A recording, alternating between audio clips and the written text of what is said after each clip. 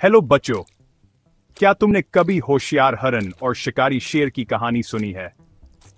आओ, मैं तुम्हें एक घने हरे भरे जंगल की कहानी सुनाता हूं जहां बहुत से जानवर रहते थे। इनमें एक खूबसूरत हरन भी था जो ना सिर्फ तेज रफ्तार था बल्कि बहुत होशियार भी।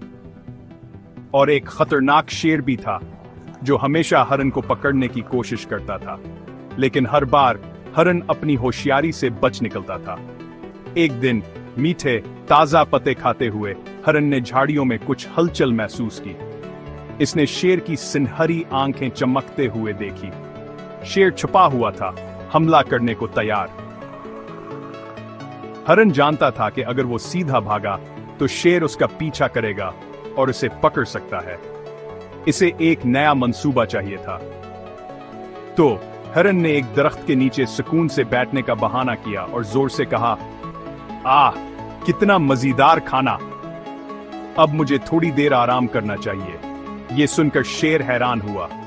यह कैसा हरन है? क्या उसे कोई खतरा महसूस नहीं हो रहा? शेर ने सोचा, शायद हरन ने इसे नहीं देखा होगा, तो वो करीब आया और भी खामोशी से। अचानक हरन ने आसमान की तरफ देखा और चलाया। ओहो नहीं, अकाब मुझे ले जाने आ रहा है। काश मैं कहीं महफूज छुप सकता। शेर चौंक गया।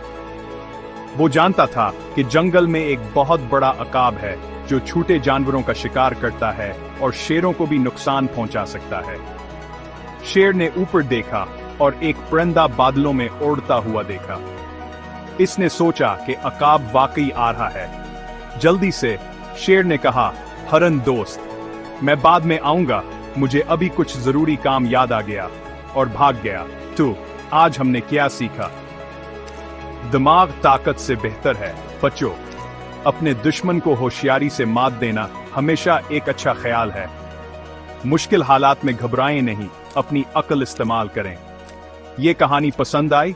मजीद मजेदार कहानियों के लिए सब्सक्राइब करें, लाइक, शेयर और बेल आइकन को दबाएं ताकि आप कोई नई वीडियो मिस ना करें।